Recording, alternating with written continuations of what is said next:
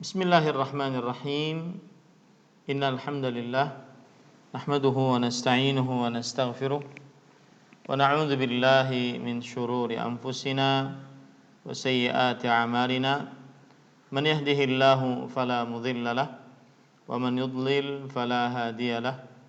Wa asyhadu an la ilaha illallah wahdahu la syarika lahu wa asyhadu anna Muhammadan 'abduhu wa rasuluh. Ya ayyuhalladzina amanu taqullaha haqqa tuqatih wa la tamutunna illa wa antum muslimun.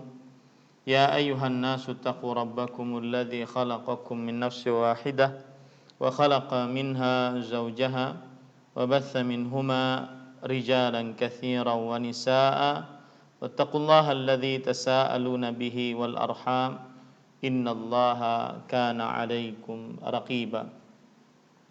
Ya ayyuhalladzina amanu taqullaha wa qulu qawlan sadida yuslih lakum a'malakum wa yaghfir lakum dhunubakum wa man yuti'illaha wa rasulahu faqad faza fawzan 'azima. Amma ba'd, fa inna asdaqal hadits kitabullah wa ahsanul hadi hadyu Muhammadin sallallahu alaihi wa ala alihi wasallam wa syarrul umuri muhdatsatuha wa kullu muhdatsatin bid'ah wa kullu bid'atin dhalalah wa kullu dhalalatin finnar.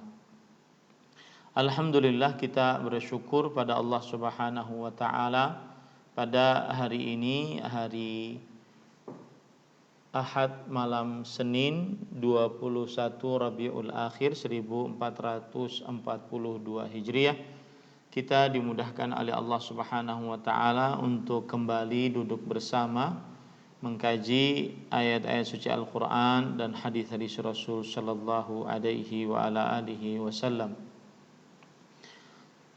Di dalam sebuah kajian tematik, pertemuan kedua membahas tentang pengobatan dengan Al-Qur'an bersama Urologi Ngaji. Salawat dan salam semoga selalu Allah berikan kepada Nabi kita Muhammad sallallahu alaihi wa ala alihi wasallam, pada keluarga. Inna nas'aluka ilman nafi'an wa rizqan tayyiban wa amalan mutaqabbala. Wahai Allah, sesungguhnya kami mohon kepada Engkau ilmu yang bermanfaat, rezeki yang baik, dan amal yang diterima. Allahumma amin. Ahibati hafizakumullah, Bapak Ibu, saudara-saudari yang saya cintai dan saya muliakan karena Allah. Semoga Allah Subhanahu wa taala selalu menjaga kita. Pada pertemuan sebelumnya kita sudah membahas tentang beberapa poin. Yang pertama yaitu dalil-dalil bolehnya berobat dengan Al-Qur'an. Kemudian yang kedua adalah tata cara berobat dengan Al-Qur'an, dan kita sebutkan pada pertemuan sebelumnya ada 10 sifat atau tata cara berobat dengan Al-Qur'an. Pada kesempatan kali ini kita membahas tentang sifat yang wajib yang harus ada di dalam diri orang yang mengobati dengan Al-Qur'an, atau sifat yang wajib yang harus ada dalam diri seorang peruqyah, ya, dalam diri seorang peruqyah. Dan ini penting. Dengan mengetahui ini akhirnya kita bisa membedakan mana yang memang ahli ruqyah dan mana yang hanya sekedar tukang sihir ataupun tukang santet guna-guna pelet, sehingga kita tidak tertipu. Taib. Pada pertemuan sebelumnya kita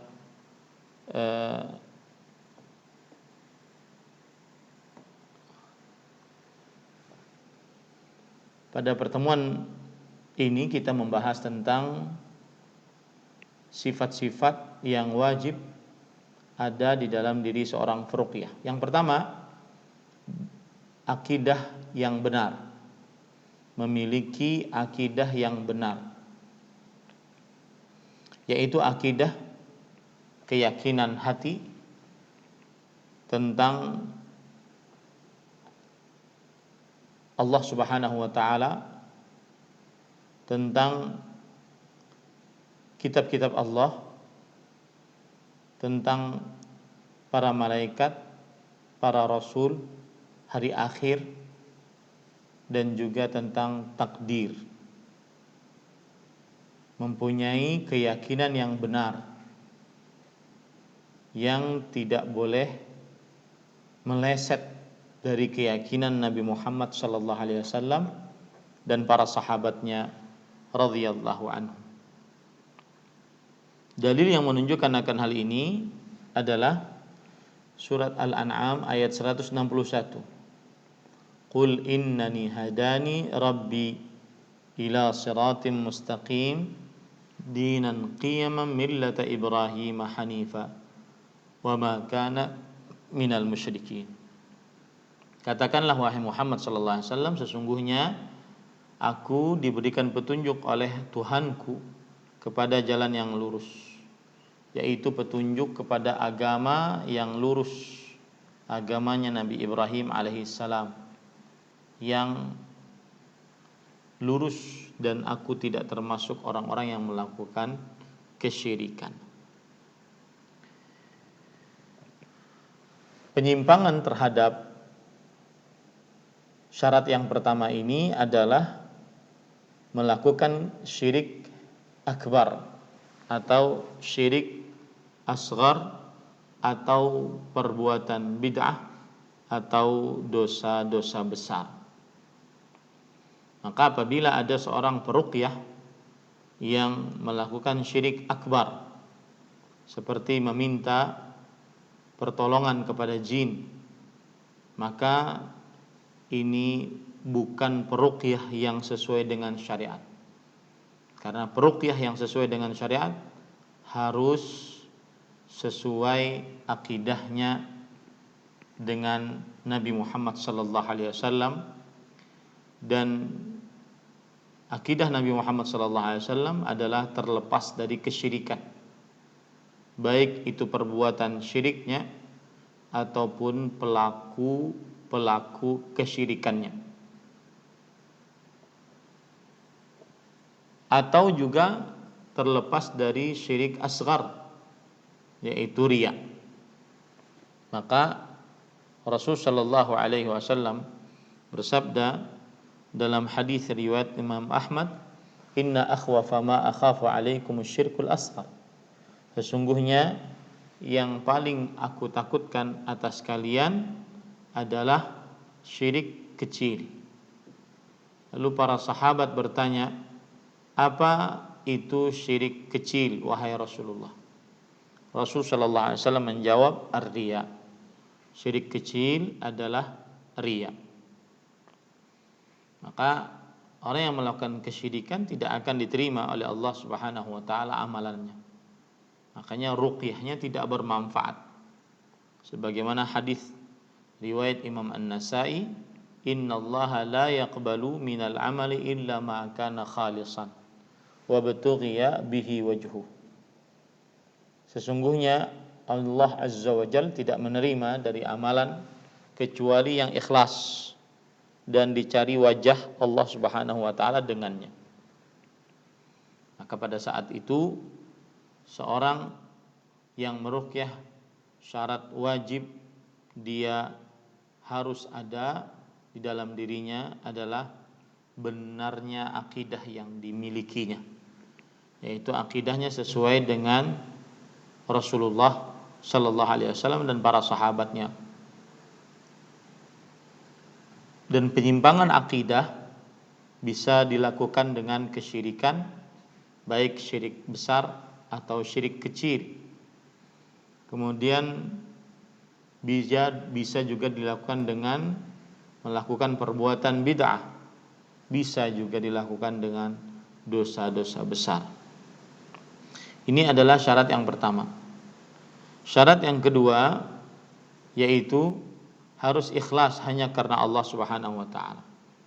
Sebagaimana dalil yang saya sebutkan tadi. Barang siapa, sesungguhnya Allah Subhanahu wa taala tidak menerima dari amalan kecuali yang ikhlas dan dicari dengannya wajah Allah Subhanahu wa taala.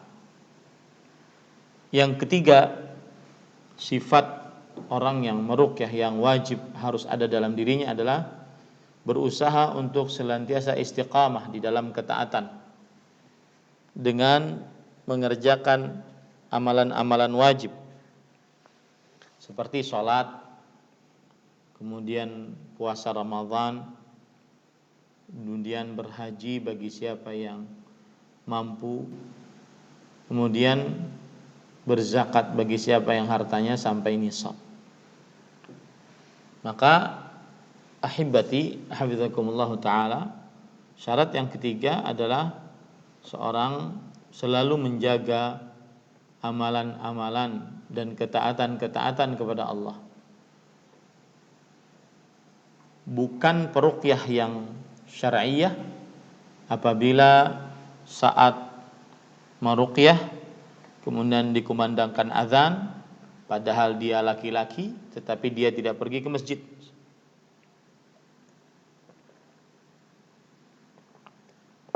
Dan ini sangat mudah untuk diidentifikasi apakah ini seorang yang meruqyah dengan ruqyah yang syar'i atau tidak. Apabila dia mengerjakan amalan-amalan wajib dan selalu di atasnya, maka dia peruqyah yang syar'iyah. Kemudian ditambah lagi dengan amalan-amalan sunnah. Hal ini berdasarkan hadis riwayat Bukhari dan juga Imam Ibnu Hibban bahwa Rasulullah SAW bersabda, Allah Subhanahu wa taala berfirman, "Wa ma taqarraba ilayya 'abdi bi syai'in ahabba ilayya mimma iftaradtu 'alaihi wa la yazalu 'abdi yataqarrabu ilayya bin nawafil hatta uhibba fa idza ahbabtuhu kuntu sam'ahu alladhi yasma'u bihi wa basarahu alladhi yubsiru bihi wa yadahu allati yabtishu biha wa rijlahu allati yamshi biha wa in sa'alani la u'tiyanna wa la in ista'adzani la u'idhanna." Dan tidaklah hambaku mendekatkan dirinya kepadaku dengan sesuatu yang paling aku cintai dari apa yang telah aku wajibkan atasnya. Dan tidaklah hambaku selalu mendekatkan dirinya kepadaku dengan amalan-amalan sunnah sampai aku mencintainya. Sampai aku mencintainya. Jika aku telah mencintainya, maka aku menjadi pendengarannya yang dengannya dia mendengar, penglihatannya yang dengannya dia melihat, dan tangannya yang dengannya dia mengambil atau memegang, dan kakinya yang dengannya dia berjalan.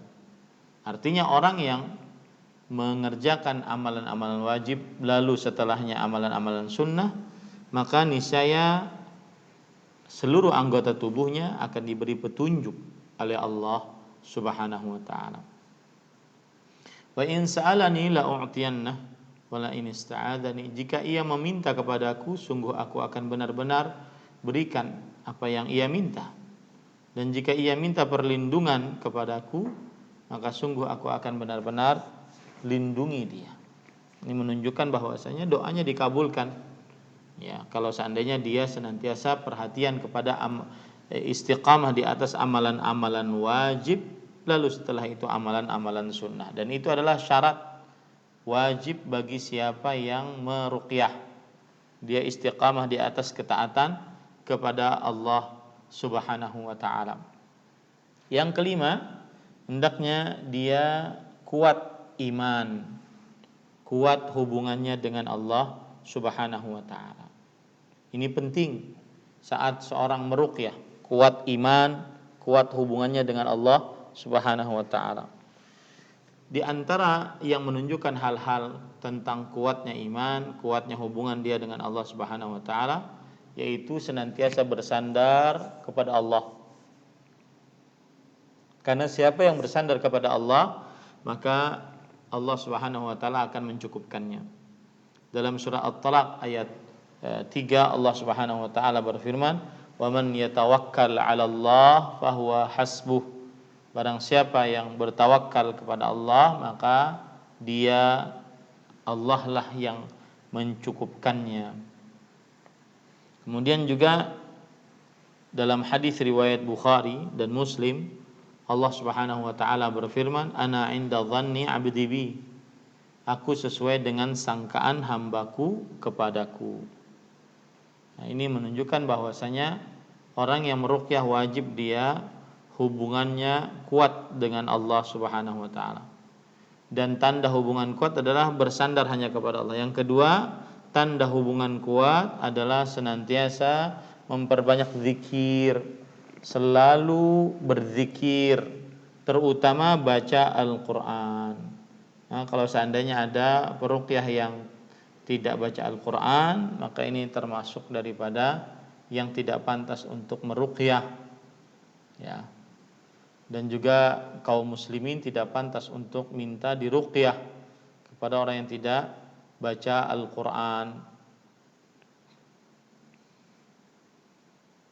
Kenapa? Karena Al-Qur'an itu adalah pengobat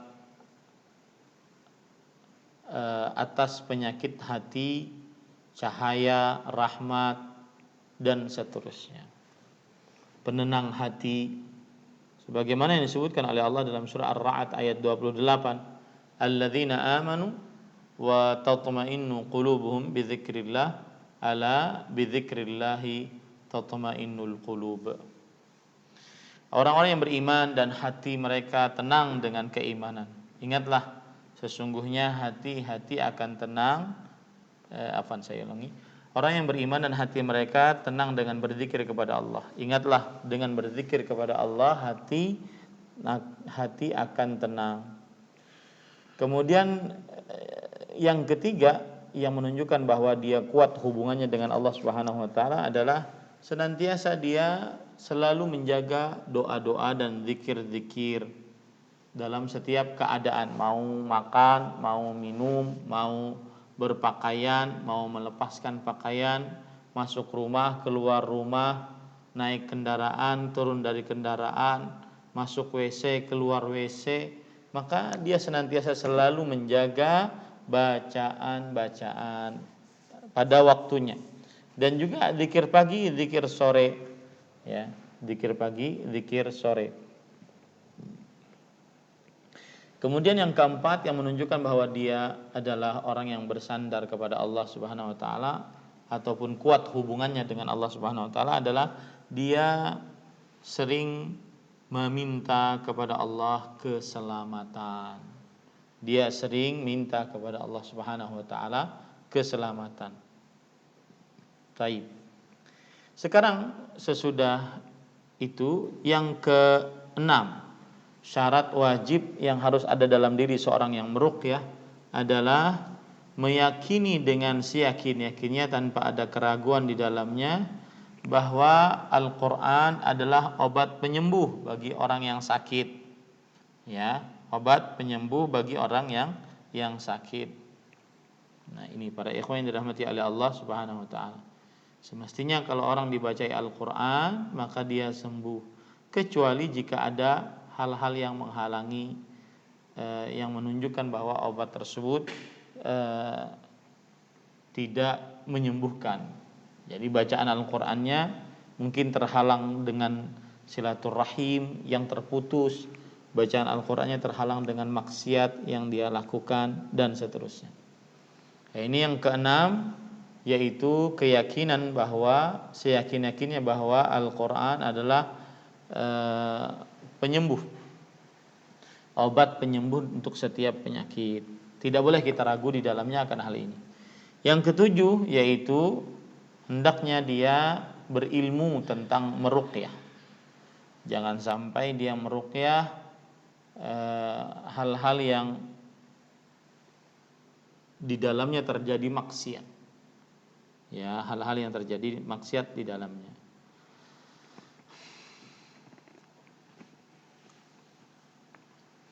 Ada perkataan menarik dari Syekhul Islam Taimiyah rahimahullah dalam kitab beliau Majmu'u Fatawa, naha ulama'ul muslimin 'anir ruqa allati la yafqahu ma'naha li'annaha madhinnatus syirk wa illam ya'rifil raqi annaha syirk. Ulama kaum muslimin melarang untuk ruqyah yang tidak dipahami maknanya. Nah, ini perhatikan nih. Ya, kalau seandainya Anda minta diruqyah ataupun Anda mendengar orang meruqyah sedangkan tidak bisa dipahami apa yang dibaca saat dia meruqyah, maka pada saat itu ini adalah termasuk dari prasangka kesyirikan. Meskipun seorang yang meruqyah tersebut tidak mengetahui bahwasanya itu adalah kesyirikan. Nah, kemudian ahibati hafizakumullah taala,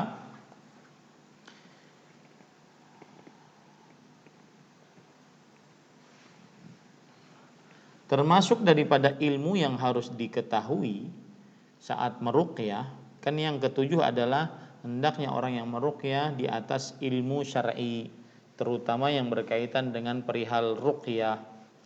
Ya. Salah satu ilmu syar'i yang berkaitan dengan perihal ruqyah adalah yaitu,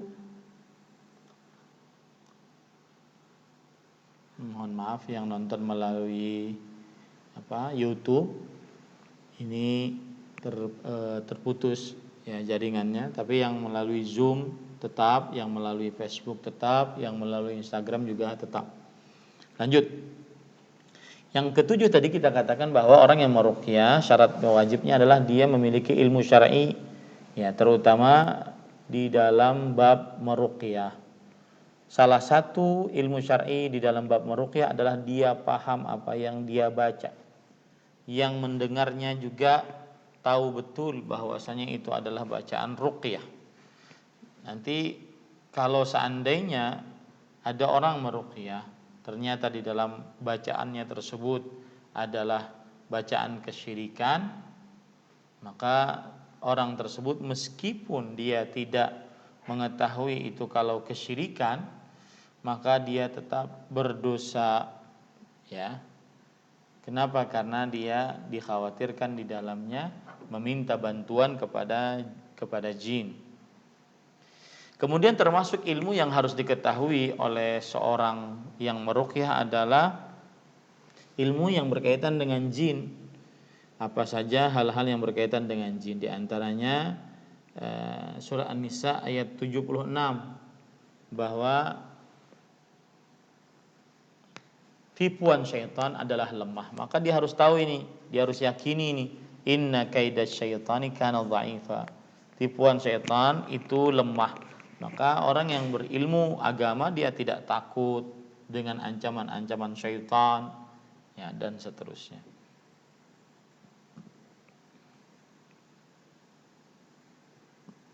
Taib. Kemudian yang kedelapan,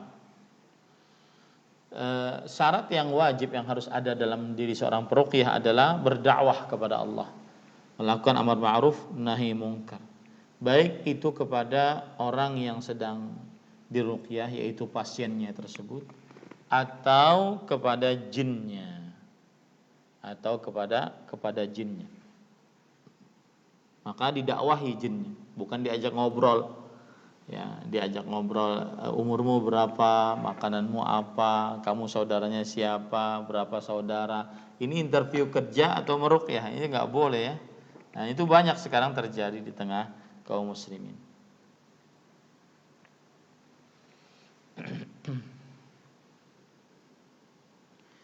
Kemudian yang selanjutnya, yang ke-9, yaitu hendaknya ruqyah tersebut diambilkan bacaannya dari Al-Quran ataupun dari doa-doa yang telah sahih dari hadis Rasul sallallahu alaihi wasallam, dan mencukupkan dengan hal itu ya, ayat-ayat Al-Quran dan doa-doa dari hadis Rasul sallallahu alaihi wasallam, dan mencukupkan akan hal itu, jangan ditambah-tambah ya.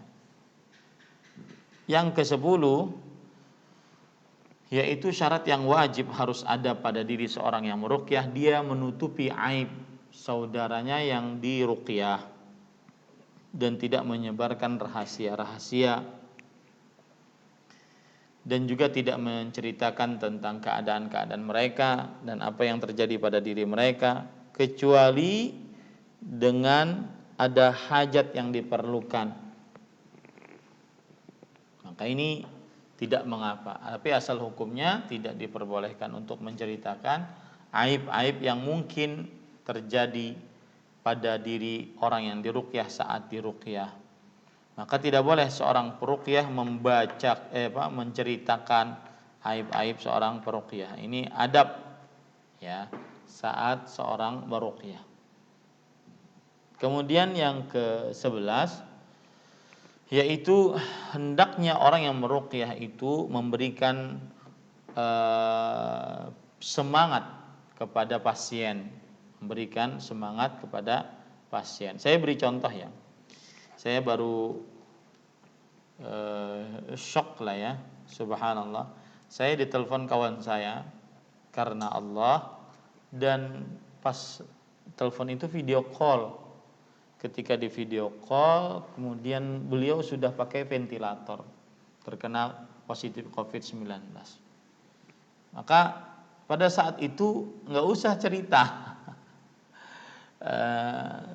bagaimana kejadiannya, bagaimana orang susah nafas malah ditanya macam-macam. Maka kita cukup mengatakan ya la ba's tahur insyaallah. Kemudian kita ucapkan perkataan-perkataan yang memberikan optimis. Kalau saya dulu kalau di Arab Saudi sakit, kemudian kawan-kawan pasti akan mengatakan ma tasyuf illa khair ya Ahmad. Engkau tidak akan melihat kecuali kebaikan wahai Ahmad. Engkau tidak akan melihat kecuali kebaikan. Nah, itu kan membuat seorang akhirnya ada semangat untuk sembuh, ada semangat untuk berobat, ada semangat kembali dan seterusnya. Kemudian para ikhwan yang dirahmati oleh Allah Subhanahu wa taala, dan ini sesuai dengan hadis riwayat Imam Ibnu Majah dari Abu Sa'id Al-Khudri radhiyallahu anhu, bahwa Rasulullah sallallahu alaihi wasallam bersabda, "Idza dakhaltum 'alal marid fanaffisu lahu fil ajal, fa inna dzalika la yaruddu syai'an wa la yutayyibu nafsal marid." Jika kalian menjenguk orang sakit, maka lapangkanlah untuknya di dalam masalah ajal. Ya, jangan cerita wah ini teman saya 2 hari seperti ini langsung. Ini langsung mendengar cerita itu dia langsung, ini tidak boleh ya. Sesungguhnya hal tersebut tidak akan menolak apapun, tetapi apabila seseorang melapangkan bagi orang yang kesusahan, maka itu akan memberikan kebaikan kepada diri orang yang kesusahan tersebut. Nah, itulah sifat-sifat wajib yang harus ada di dalam diri orang yang meruqyah. Sekitar ada berapa tadi? Ada 11 ya, ada 11. Sekarang sifat-sifat wajib yang harus ada di dalam diri orang yang diruqyah. Kalau tadi kan meruqyah, dia yang meruqyah. Ini sekarang diruqyah ya, diruqyah.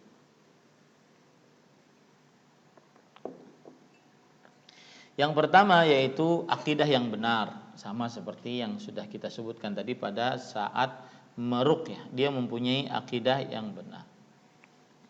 Kemudian yang kedua, ikhlas karena Allah Subhanahu wa taala. Yang ketiga, istiqamah di atas ketaatan kepada Allah Subhanahu wa taala. Yang keempat, menjauhi maksiat. Yang kelima, kuat iman. Yang keenam, meyakini bahwa Al-Qur'an adalah penyembuh. Nah, itu 6 ini sama dengan yang tadi ya. Sama dengan syarat wajib orang yang meruqyah. Syarat wajibnya orang yang meruqyah. Taib. Sekarang kita ingin membicarakan tentang lanjutannya. Yang ketujuh yaitu meyakini seyakin-yakinnya bahwasanya manfaat dan mudarat dari Allah Subhanahu wa taala. Tiada sekutu apapun bagi Allah Subhanahu wa taala. Kemudian juga para ikhwan yang dirahmati oleh Allah Subhanahu wa taala harus meyakini bahwa kesembuhan itu dengan membacakan firman Allah, bukan disebabkan karena si peruqyahnya. Nah, ini penting nih. Saat seorang berobat kepada seorang yang dianggap ahlinya, maka dia meyakini dalam hatinya bahwasanya obat Al-Quran itu hanya sebatas obat, adapun penyembuhnya adalah Allah Subhanahu wa Ta'ala. Jadi jangan sampai seseorang meyakini bahwasanya ini dikarenakan yang meruqyah. Ini tidak benar ya. Tetapi yang mendatangkan kesembuhan adalah bacaan Al-Quran dengan kuasa Allah Subhanahu wa Ta'ala.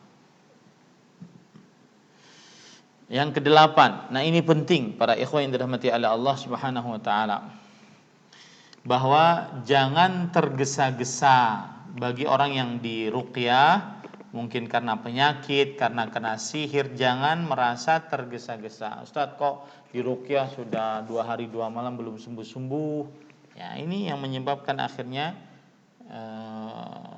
ruqyahnya tidak manjur karena tergesa-gesa tadi. Lihat, ada riwayat bahwasanya ada sahabat Nabi, beliau meruqyah orang yang sakit sebanyak 3 hari 3 malam. Pagi siang, subhanallah. 3 hari 3 malam.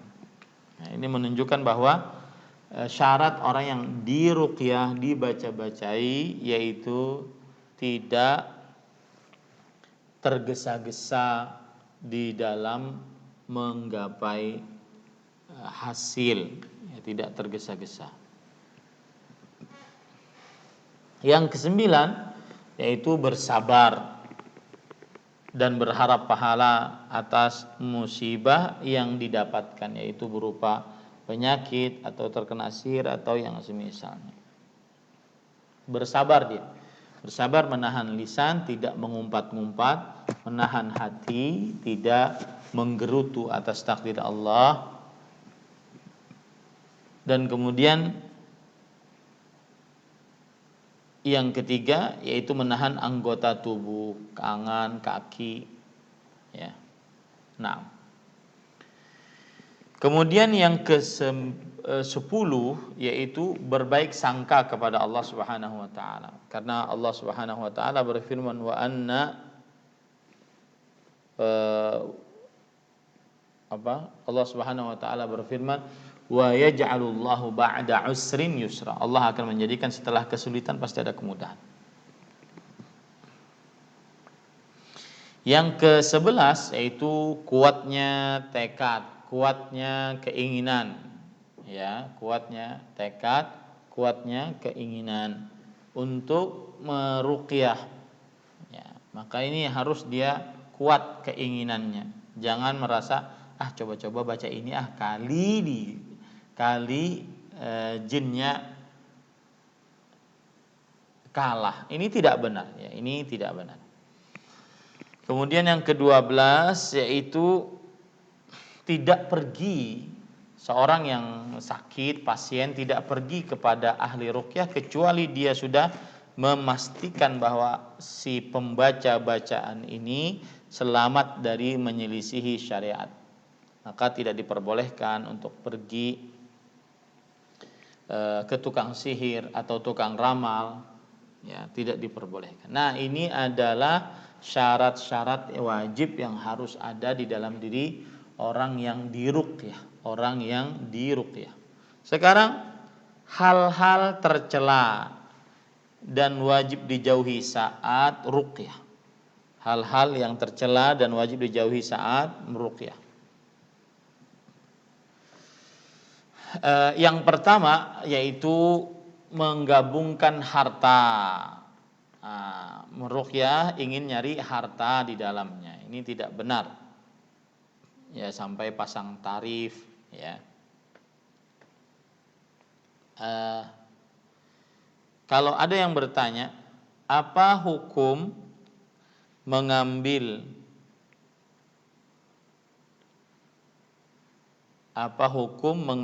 upah dari ruqyah? Ya, maka para ikhwah yang dirahmati oleh Allah Subhanahu wa Ta'ala,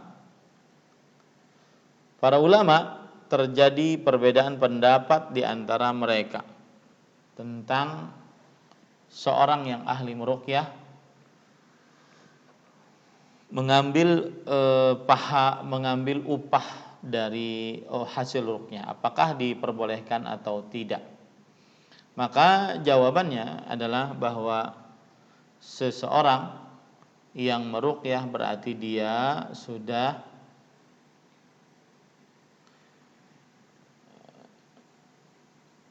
memberikan jasa kepada orang tersebut, maka tidak mengapa untuk mengambil upah atau pemberian dari hasil meruqyah. Yang tidak diperbolehkan adalah matok harga, kemudian terlalu mahal, akhirnya seseorang menilai bahwasanya dia sedang jualan ayat. Nah, ini tidak benar para ikhwan yang dirahmati oleh Allah Subhanahu wa taala. Nah, kemudian larangan yang kedua saat meruqyah adalah yaitu godaan wanita. Larangan yang kedua saat meruqyah adalah yaitu godaan wanita. Ada cerita menarik ini. Godaan wanita itu luar biasa, ya. Diceritakan oleh keluarga saya di pasar. Beliau mendengar bahwa ada bapak-bapak ke pasar pakai masker. Kemudian ada apa bahasanya ya? Empok-empok lah. Kalau di sini artinya acil-acil gitu.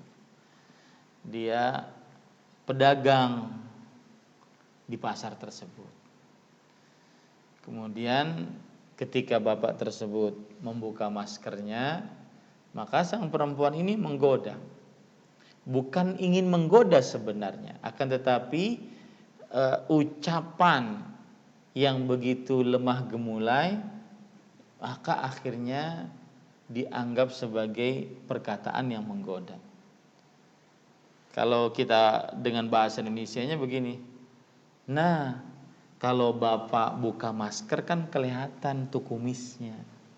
Saya baru tahu kalau bapak kumisan. Nah ini pertama ya tidak diperbolehkan untuk bermudah-mudah membuka masker di mana saja dalam keadaan pandemi COVID-19. Yang kedua yaitu seorang perempuan tidak diperbolehkan melakukan seperti itu kecuali terhadap laki-laki yang merupakan suaminya. Tidak diperbolehkan ya. Allah berfirman fala takhda'na bil qaul fayatma'a alladhi fi qalbihi marad. Maka janganlah seorang perempuan melemah lembutkan ucapan, maka yang di dalam hatinya ada penyakit akan tamak terhadap perempuan tersebut. Maka hati-hati. Ini godaan perempuan saat meruqyah sangat banyak. Di antaranya meruqyah dua-duaan, meruqyah dengan tanpa hijab, kemudian memegang perempuan tersebut. Bahkan ada kadang-kadang dukun cabul, tukang sihir cabul, subhanallah. Yang saya pikirkan ketika ada berita-berita seperti itu, ini perempuannya apa yang salah perempuannya atau gimana ya gitu. Kenapa kok sampai mohon maaf kenapa tidak berpikir panjang? Kenapa menjadi wanita yang bodoh kuadrat pangkat 9 gitu. Ya.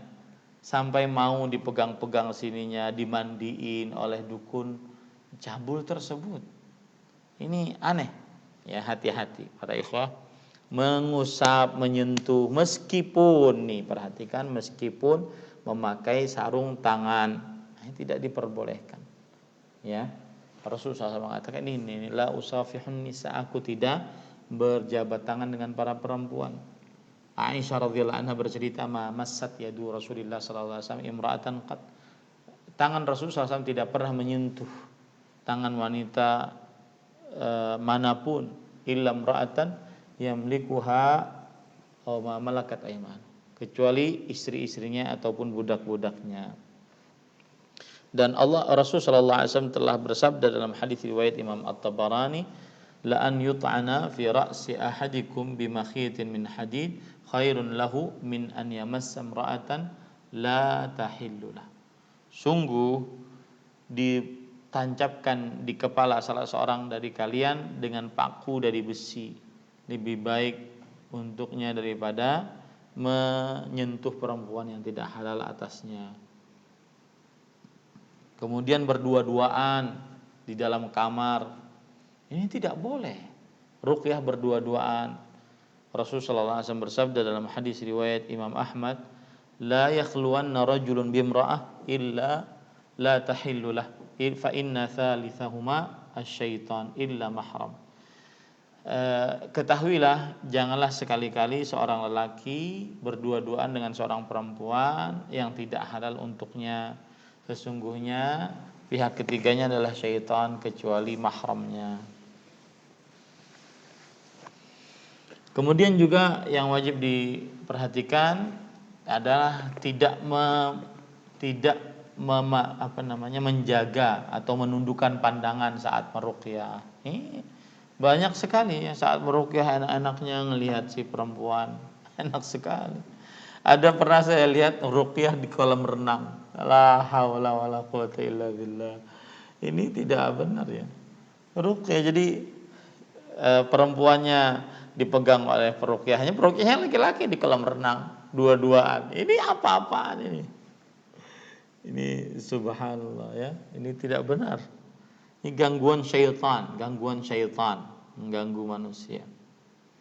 Menjaga pandangan, tidak boleh berduaan. Saya pernah meruqyah perempuan, ya, maka saya masukkan ke dalam kamar dia, lalu saya baca bacaan ruqyah dari luar. Alhamdulillah bermanfaat saja. Alhamdulillah bermanfaat. Yang paling utama sebenarnya adalah suara kita sampai kepada perempuan tersebut. Dan kita harus yakin betul, ya, bahwa berdua-duaan haram hukumnya. Bercampur laki-laki perempuan haram hukumnya. Saya harus terus terang akan hal ini. Karena dibiarkan kemaksiatan, ya. Seperti misalkan haram hukumnya saat walimatul urus, resepsi pernikahan, bercampur laki-laki perempuan. Meskipun kadang-kadang di situ yang hadir kiai, yang hadir ulama, habib, ya Gus, enggak, tetap itu haram. Tidak bisa dicari celah macam-macam. Enggak bisa. Katakan itu haram, enggak boleh kita mendustai umat. Ya, saya nasihatkan ini kepada pemuka-pemuka agama, tokoh-tokoh agama, amanah di pundak Anda, sampaikan kepada umat itu haram. Berdua-duaan laki-laki perempuan di dalam kamar itu haram. Ya. Bercampur laki-laki perempuan ya di tempat yang tidak ada hijab itu haram. Adapun untuk nyari alasan sawalif, kata orang Arab ya, belok kanan, belok kiri, belok sana, belok sini, ada saja. Tetapi di hadapan kita kan ada ayat Al-Qur'an, ada hadis Rasul sallallahu alaihi wasallam. Maka saya nasihatkan yang jujurlah, yang amanah ketika kita ngajari umat. Enggak boleh kita karena fanatik kepada guru kita kemudian kita membolehkan sana sini, ya, mati kepada ulama-ulama sebelum kita kemudian mereka saja membolehkan seperti itu, masa kita tidak membolehkan? Enggak, ya, di hadapan kita ada ayat Al-Qur'an, ada hadis Rasul sallallahu alaihi wasallam. Ada perbuatan para sahabat Nabi radhiyallahu anhu yang lebih alim daripada para ulama-ulama sekarang. Ada para tabi'in, para tabi'ut tabi'in. Ya. Ini hati-hati, ini kadang-kadang kata-kata bersanad, ya, bersanad katanya. Ini ulama saya bersanad, akhirnya apa yang diharamkan menjadi halal karena dianggap dia sudah bersanad. Ini tidak benar para ikhwan. Dalam agama kita jelas referensinya Al-Qur'an nih, hadis Rasul sallallahu alaihi wasallam. Nah, seperti itu. Kemudian juga hal yang tercela yang ketiga selain perempuan, dan perempuan ini yang paling banyak ya. Dan syaitan itu sangat licik mengganggu manusia. Syaitan itu, ini kan saya ngaji dengan kawan-kawan dari urologi ya, Bapak Ibu, saudara-saudari sekalian. Bahwa apa namanya? Kalau ada ahli urologi itu puluhan tahun, mungkin dia sudah jadi sangat ahli kan, spesialis banget gitulah. Itu baru puluhan tahun. Ini iblis ganggu Nabi Adam sampai sekarang tugasnya cuma ganggu. Ya. Dari mulai ratusan ribu tahun yang lalu tugasnya cuma ganggu. Bagaimana dia tidak ahli? Maka jangan sampai ya para ikhwah akhirnya dengan dalih bahwa dia ingin menolong maka menghalalkan segala cara. Ingin menolong perempuan tersebut menghalalkan segala cara. Enggak. Ya. Apalagi kalau seandainya sudah meruqyah secara massal. Nah, ini bahaya ini. Ya, misalkan nih ini masjid nih. Saya gambar saja nih biar paham ya. Perhatikan.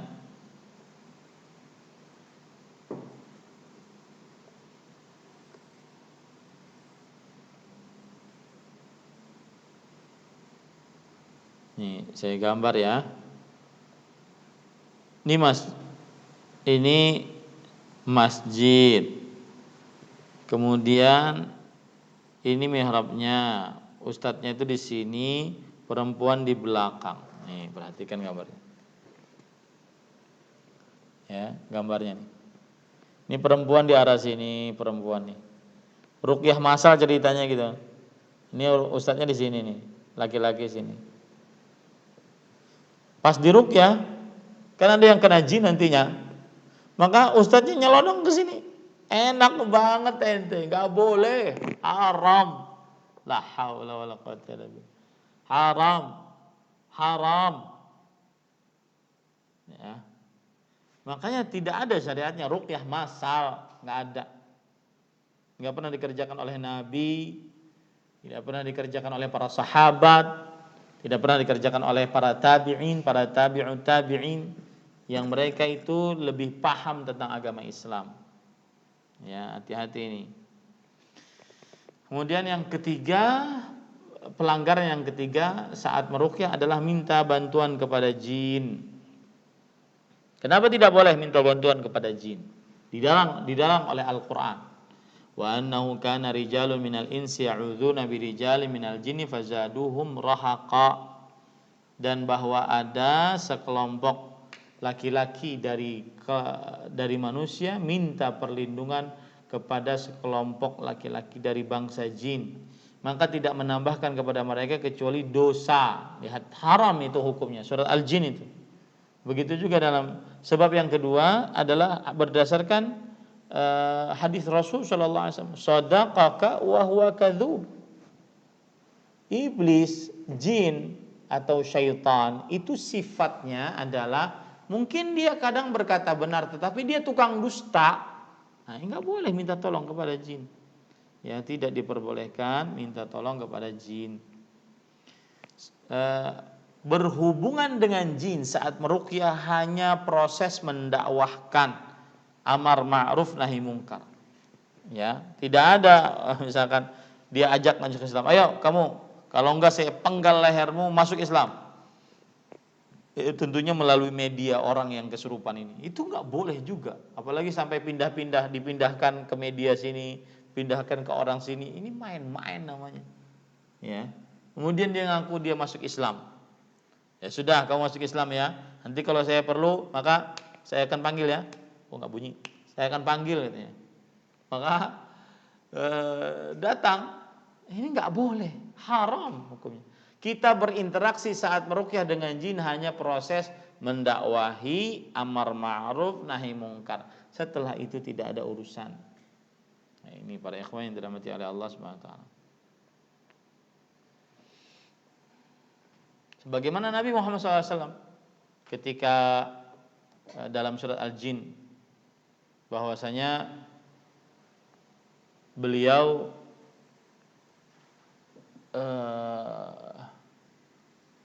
mengatakan kepada tukang sihir, ikhsa aduwallah falan ta'dua qadrak. Yang artinya celaka engkau wahai musuh Allah. Lan ta'dua qadrak. Kamu tidak akan pernah bisa menang. Begitu. Ini enggak ngobrol. Namanya siapa, lahir di mana, makanannya apa, umurnya berapa, asalnya dari mana. Ini interview kerja bukan ruqyah. La haula wala quwata illa billah. Ini enggak boleh para ikhwan yang dirahmati oleh Allah Subhanahu wa taala. Kemudian juga termasuk daripada hal-hal yang berkaitan dengan penyimpangan saat meruqyah adalah yaitu terlalu berlebihan di dalam membaca bacaan pada air atau pada minyak. Ini kadang disediakan satu drum besar gitu ya. Maka ini para ikhwan yang dirahmati oleh Allah Subhanahu wa taala harus dijauhi dan tetap berpegang kepada apa yang dilakukan oleh Rasulullah sallallahu alaihi wa ala alihi wasallam. Ya. Beliau tidak pernah seperti itu. Tidak pernah seperti itu. Boleh membacakan air pada secukupnya tanpa harus ada pernah batu dimiliki oleh yang katanya didapati oleh anak kecil, batunya tersebut dari langit, kemudian diambil berkah, dimasukkan ke dalam maunya dimasukkan ke dalam tandon, nanti airnya dialirkan, kemudian ngantri orang itu, nggak tahu sampai sekarang masih ada atau tidak. Ini terlalu berlebihan ya para ikhwan yang dirahmati oleh Allah Subhanahu wa taala.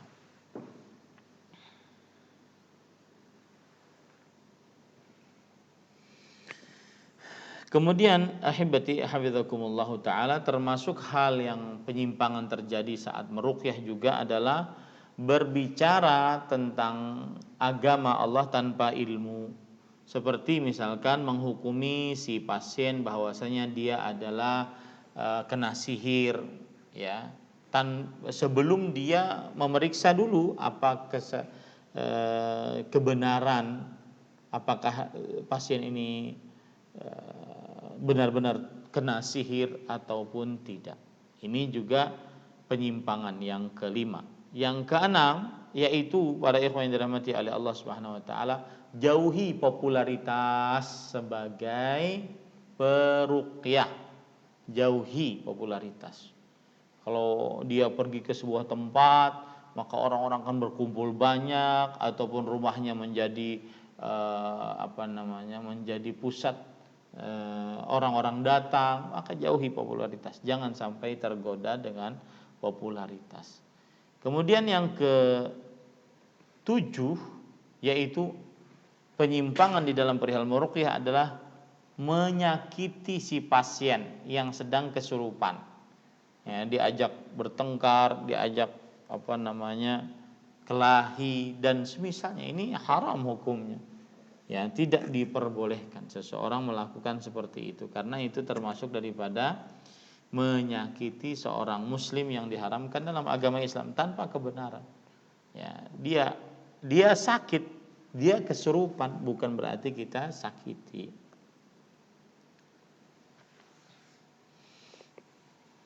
Nah, kemudian yang ke-8 para ikhwah yaitu dijauhkan memberikan rasa putus asa kepada pasien ya, ataupun memberikan isyarat bahwasanya penyakitnya ini susah untuk disembuhkan.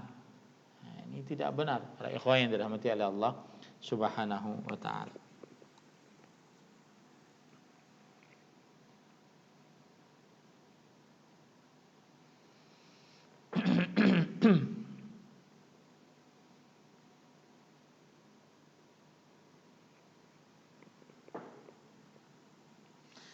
Termasuk di dalamnya juga adalah memberikan jimat-jimat yang digantung, yang ditanam, yang ditabur atau apapun, jimat-jimat.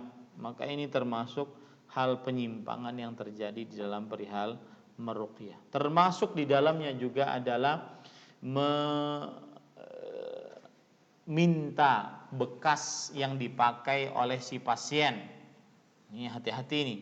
Bekas yang dipakai oleh si pasien ini juga termasuk penyimpangan di dalam peruqyahan.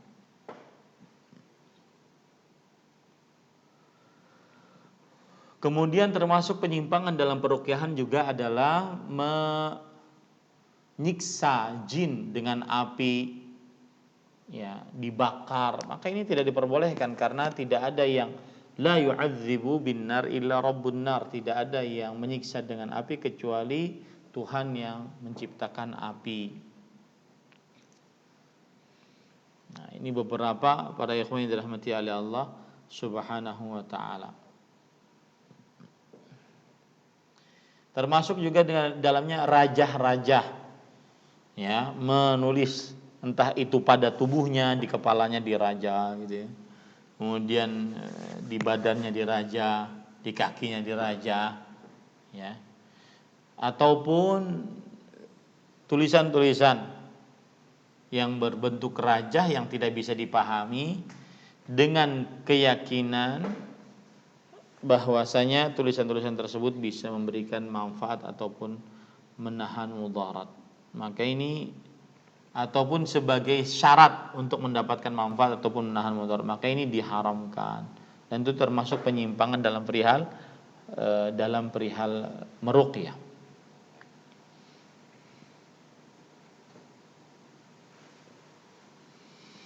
Nah,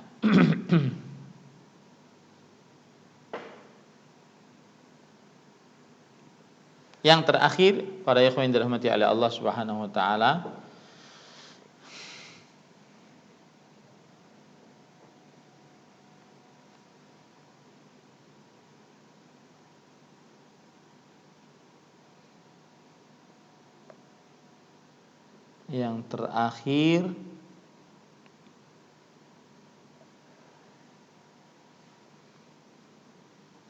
termasuk di dalamnya adalah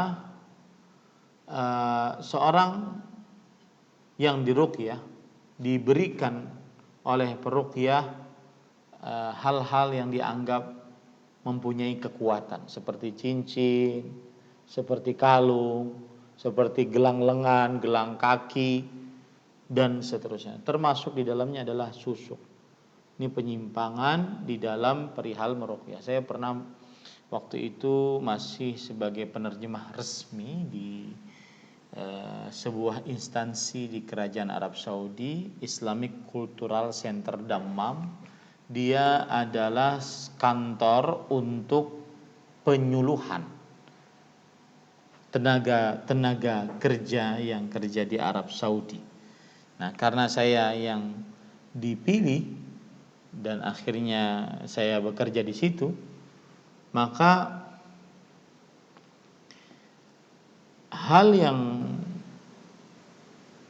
terjadi adalah kadang-kadang kita mendapati para tenaga kerja wanita ditampung karena dia kabur dari majikan yang zalim.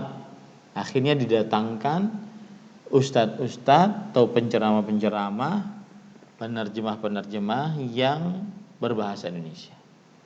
Maka salah satu jadwal saya di situ. Ketika kajian berlalu, maka di tengah-tengah kajian ada seorang ibu-ibu ngangkat, "Ustadz, saya ingin bertanya.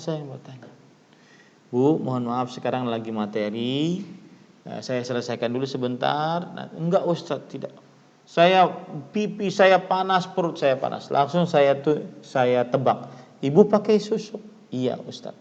Kenapa ibu pakai susuk? Agar majikan tunduk Ustadz. Apa yang ibu rasakan ketika kita mengadakan pengajian? Karena waktu itu pengajiannya tentang tauhid.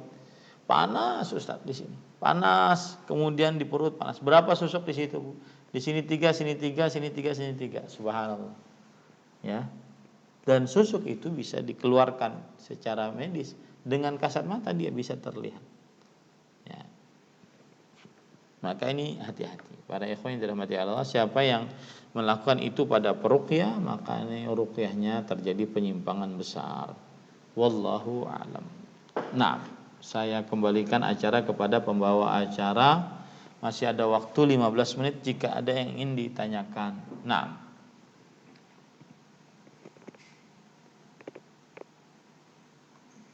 siap Ustadz, izin untuk membacakan beberapa pertanyaan dari jamaah. Yang pertama terkait hadis yang mengenai orang yang muslim yang masuk surga tanpa hisab dan azab adalah yang tidak minta diruqyah. Pertanyaannya adalah apakah yang apakah yang dimaksud di dalam hadis tersebut adalah ruqyah yang tidak syar'i? Mohon pencerahannya, Ustaz. maka jawabannya tidak, itu ruqyah yang syar'i. Memang ada pendapat ulama yang mengatakan seperti itu, tetapi wallahu alam pendapat yang benar adalah bahwa 70.000 orang yang masuk surga tanpa hisab, tanpa azab, syaratnya ada 4 dalam hadis itu. Hadis Husain bin Abdurrahman.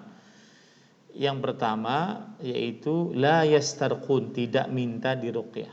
Yang kedua la yaktaun, tidak minta diobati dengan pengobatan kai. Yang ketiga la yatatayyarun, tidak bersikap merasa bernasib sial.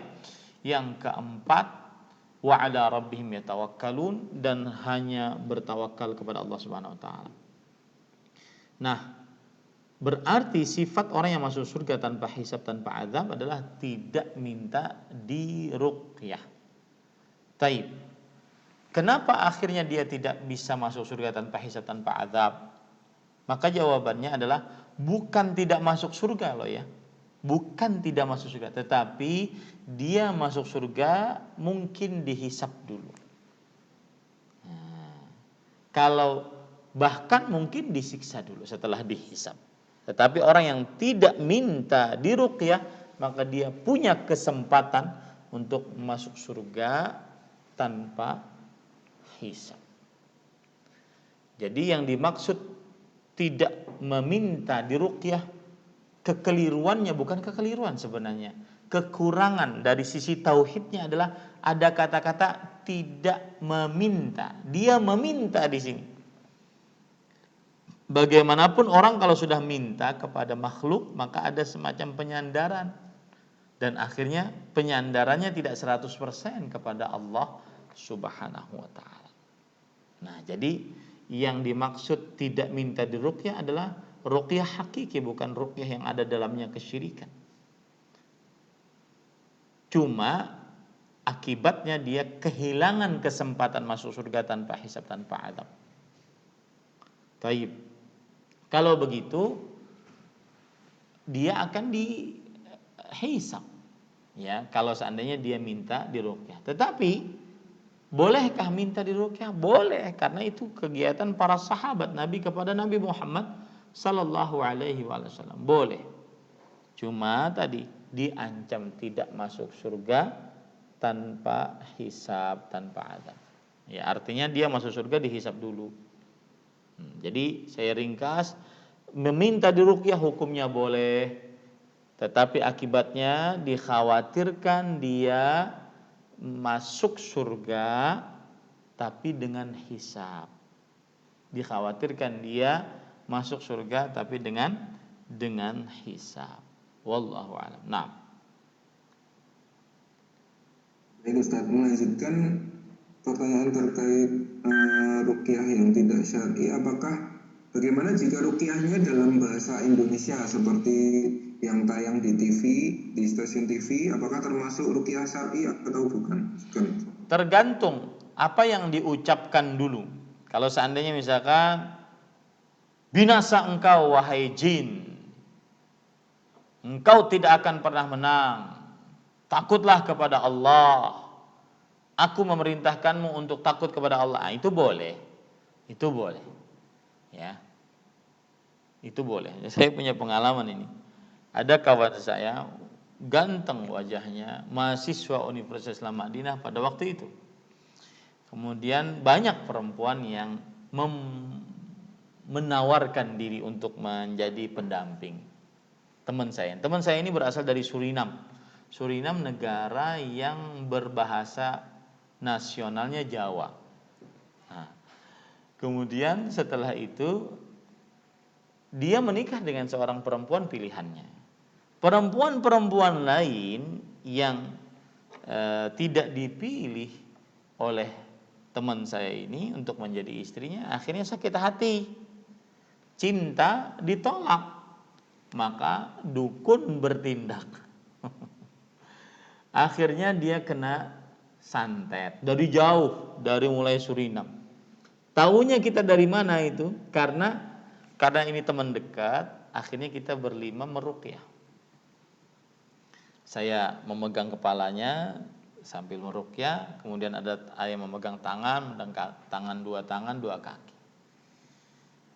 Ketika dia sudah tidak sadar, asalnya kan kita baca Quran nih, gantian satu ayat surah Al-Baqarah.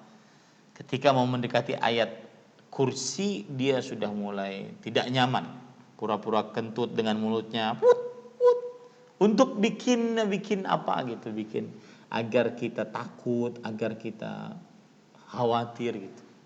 Nah, pada saat itu sudah santai saja, diam saja, bersandar kepada Allah SWT. Dia tidak akan bisa melawan ke ayat-ayat tersebut. Dia seperti itu pasti sedang kesakitan, pasti itu. Yang ketawa-ketawa ya saat diruqyah, yang membenarkan bacaan saat diruqyah itu sedang kesakitan itu.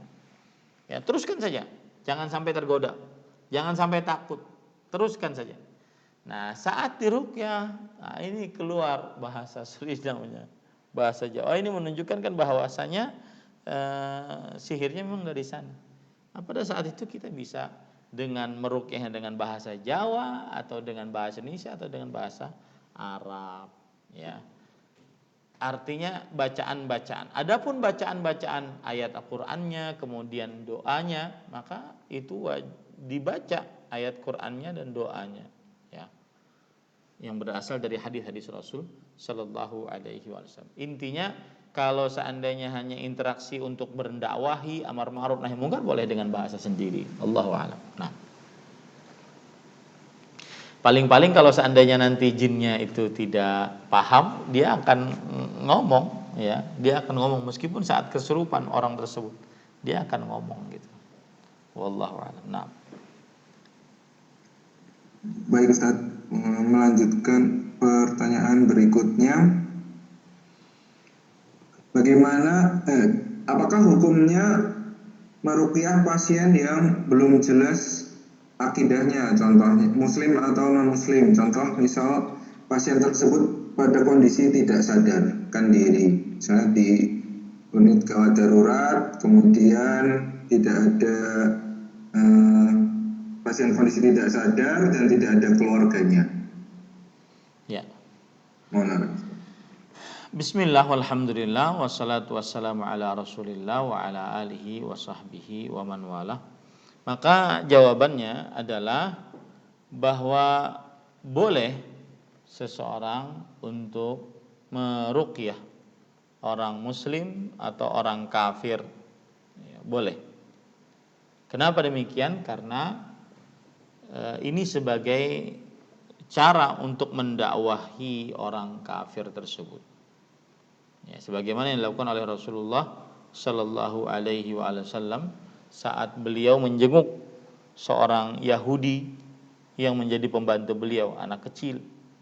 Kemudian saat dijenguk, Rasulullah SAW berkata kepada sang anak kecil Yahudi ini, "Aslim, masuklah engkau dalam agama Islam." Maka dia menoleh kepada bapaknya. Kemudian bapaknya berkata, "Ati' Abul Qasim." Taati Abul Qasim, yaitu kunyah Nabi Muhammad sallallahu alaihi wa ala alihi wasallam. Nah, ini menunjukkan bahwa tidak mengapa seseorang untuk meruqyah orang kafir. Ya, ini tidak mengapa.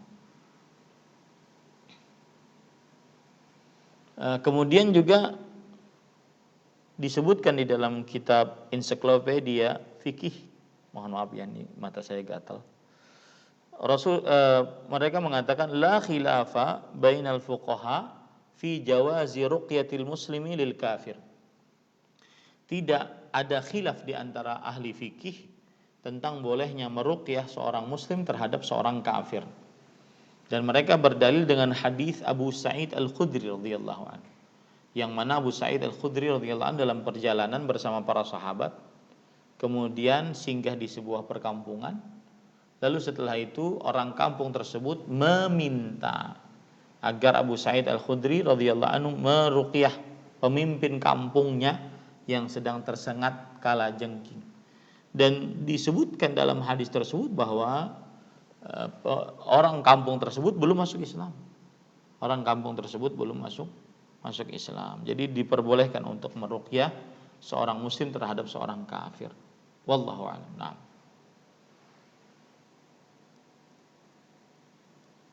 Silakan. Saya Ustaz izin melanjutkan membacakan pertanyaan. Assalamualaikum warahmatullahi wabarakatuh. Ustaz, semoga selalu sehat walafiat dan dalam lindungan Allah Azza wa Jalla. Amin. Mohon izin, Ana ingin bertanya bagaimana caranya menggabungkan terapi menggunakan Al-Quran dengan terapi medis. Jazakallah khair. Maka jawabannya adalah dua-duanya bisa dilakukan. Yang pertama, terapi menggunakan medis seperti obat, ya, kemudian juga hal-hal lainnya bisa dilakukan asalkan tidak bertentangan dengan syariat Islam, seperti penggunaan musik, penggunaan lawan jenis bagi jenis lawan yang berbeda, ataupun hal-hal yang diharamkan lainnya, maka ini tidak diperbolehkan. Jadi lakukan pengobatan dengan cara medis, lakukan dengan cara ruqyah. Dua-duanya digabung tidak mengapa, asalkan yang dengan cara medis tidak bertentangan dengan syariat Islam. Wallahu a'lam. Nah, Ustaz, melanjutkan pertanyaan berikutnya, apakah ada tanda-tanda ketika sudah tidak ada gangguan jin, Ustaz, ketika kita ruqyah mandiri? Kemudian dalam meruqyah mandiri apakah diperbolehkan kita membeli teh bidara, kemudian kita bacaan doa ruqyah dan niat meruqyah kemudian diminum? Contoh gejalanya itu seperti gangguan jinnya adalah seperti sebelumnya merasa diri seperti bukan diri sendiri, kemudian suka mimpi buruk dan juga pernah merasa badan sangat lemas atau tidak bertenaga. Jazakallah khair, Ustaz. Bismillah, walhamdulillah, wassalatu wassalamu ala rasulillah wa ala alihi wa sahbihi wa man wala. Maka jawabannya adalah, apa tanda orang yang jinnya sudah keluar? Tandanya adalah dia tidak mendapati hal-hal yang di luar kebiasaan lagi. Seperti misalkan tadi disebutkan dia mendapati mimpi buruk. Setelah dia ruqyah mandiri, dia tidak dapati lagi. Maka ini berarti bermanfaat ruqyah mandirinya. Yang kedua, seperti ketika dia meruqyah dirinya secara mandiri, kemudian dia malas, keringat dingin, lupa ingatan, dan seterusnya. Maka pada saat itu dia kemudian tidak merasakan itu lagi, maka ini berarti ruqyah mandirinya bermanfaat. Ruqyah mandirinya bermanfaat. Lalu pertanyaan yang kedua, bolehkah meruqyah dengan teh daun bidara? Diapakan, diminumkah atau bagaimana? Maka jawabannya iya, boleh. Dan ini berdasarkan kebiasaan dan belum ada dalil khusus bahwa daun bidara untuk meruqyah. Belum ada dalil khusus daun bidara untuk meruqyah. Ya, ini karena itu hanya berdasarkan kebiasaan bahwa daun bidara bermanfaat. Yang ada di dalam hadis Rasul sallallahu alaihi wasallam adalah daun bidara digunakan untuk memandikan mayit. ya, agar mayitnya wangi. Allahu a'lam.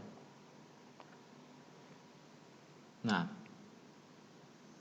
Baik Ustaz, untuk pertanyaan berikutnya, apakah kalau ana yang meminta peruqyah untuk meruqyah adik juga akan terkena kehilangan masuk surga tanpa hisab?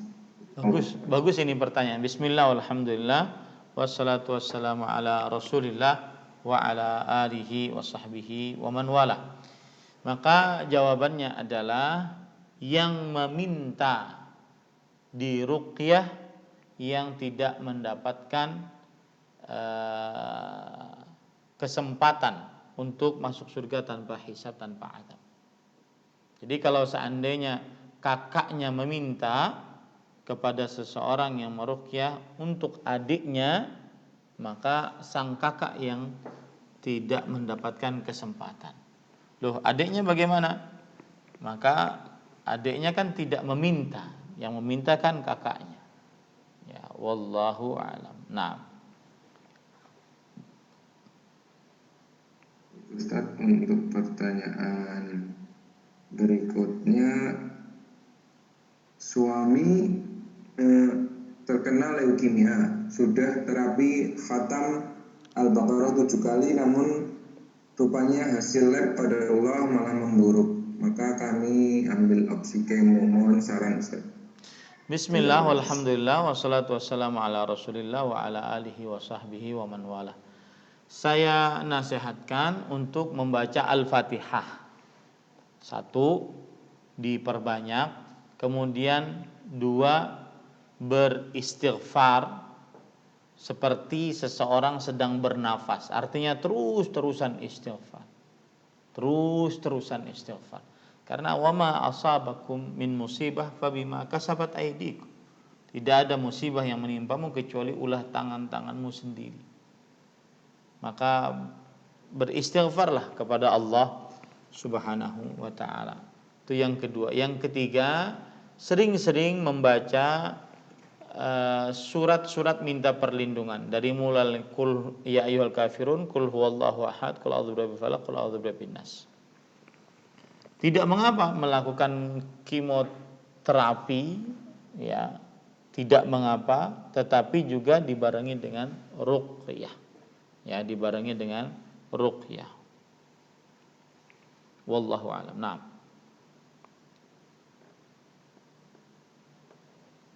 Baik Ustaz, untuk pertanyaan berikutnya, bagaimana cara meruqyah mandiri untuk anak? Apakah boleh jika berdoa kemudian diusap ke seluruh badan anak? bismillah, walhamdulillah, wassalatu wassalamu ala Rasulillah. Maka jawabannya adalah lakukan sebagaimana dilakukan oleh Rasul sallallahu alaihi wasallam kepada Al Hasan dan Al Husain radhiyallahu anhuma. Beliau berdoa kepada Allah, Allahumma inni u'idzukuma bi kalimatillahi tammah min kulli syaitanin wa hamah wa min kulli ainin lamah. Ya Allah, aku melindungkan mereka berdua kepadamu dengan kalimat-kalimatmu yang sempurna, dengan kalimat-kalimatmu yang sempurna, dari syaitan, min kulli syaitanin waham, dari syaitan, dan juga penyakit, wa min kulli ainin lama, dan dari mata-mata jahat. Nah, ini cara meruqyahkan atau memintakan anak perlindungan. Nah, caranya bagaimana? Dibacakan itu, dibacakan. Apakah diusap-usap? Maka tidak diperlukan, tetapi dibacakan. Dia mendengar atau tidak mendengar, lagi tidur atau bukan tidur, yang penting kita berdoa kepada Allah untuk kepentingan dia. Wallahu a'lam.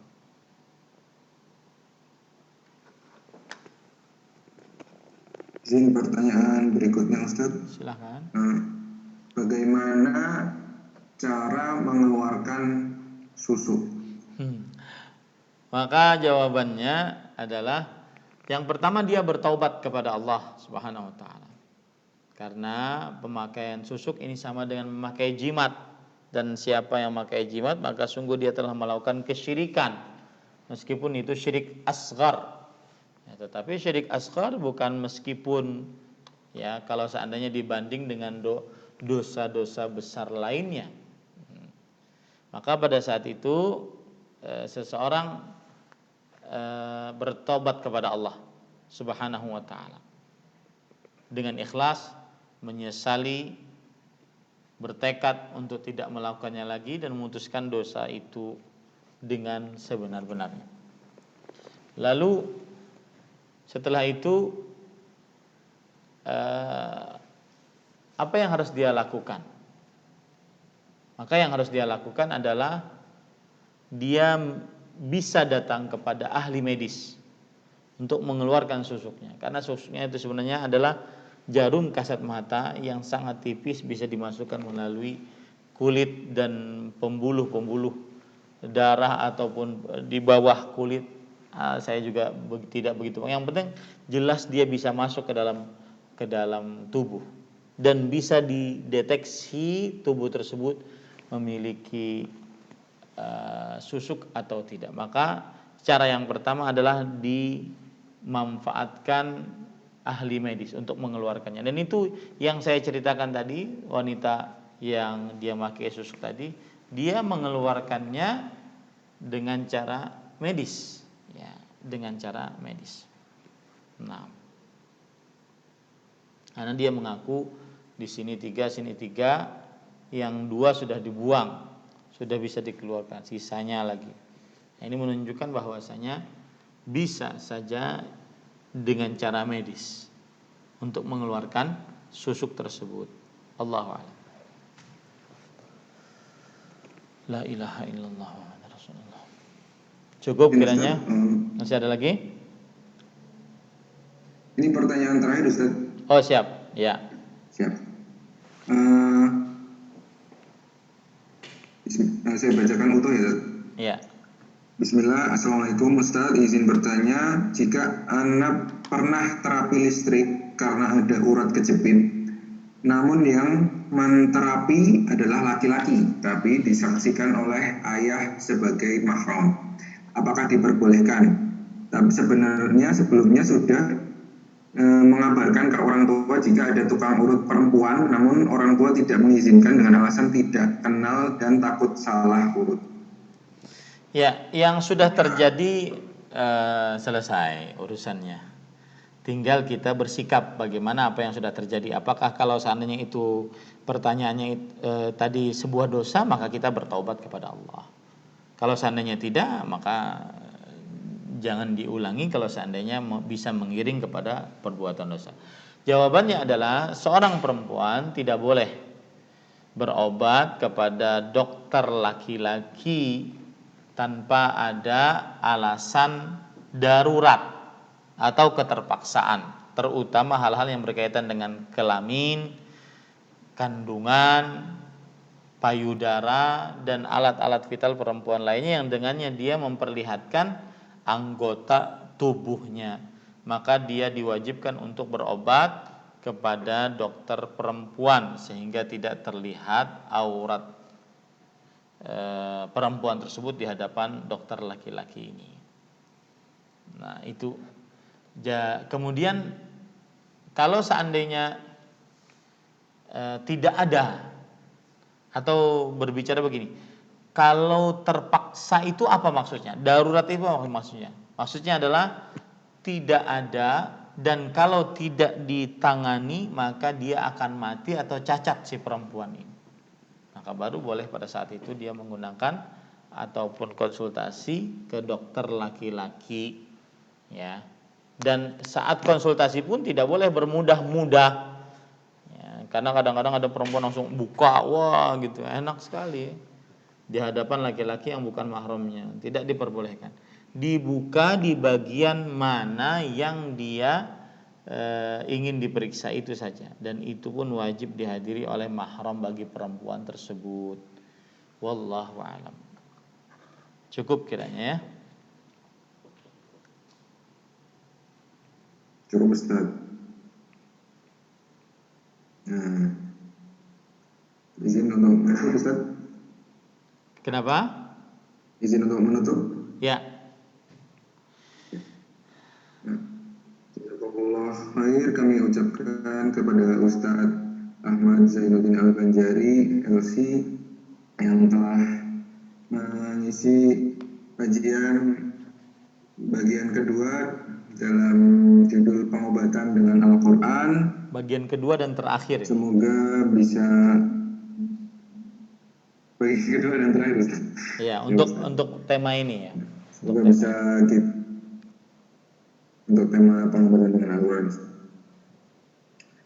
Semoga bisa kita ambil manfaatnya. Jangan lupa tadi kita tulis. Mungkin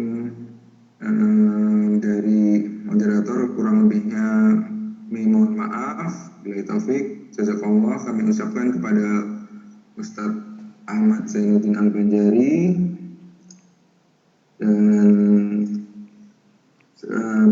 semoga kita bisa berjumpa lagi di kajian urologi yang lain. Jazakallah. Assalamualaikum warahmatullahi wabarakatuh. Waalaikumsalam warahmatullahi wabarakatuh. Subhanakallah bihamdika asyhadu an la ilaha